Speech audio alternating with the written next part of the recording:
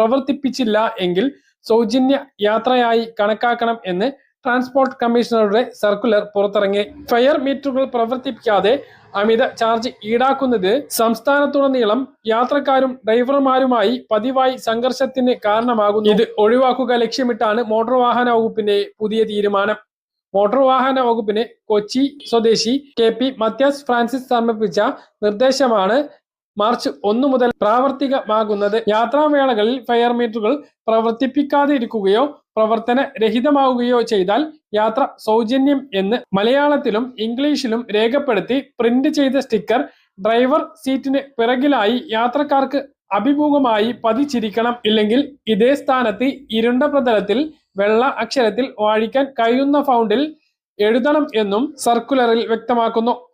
auto യാത്രക്കിടയിലെ അമിത നിരക്ക് ഈടാക്കൽ സംബന്ധിച്ച പരാതികൾ ചില ഇടങ്ങളിൽ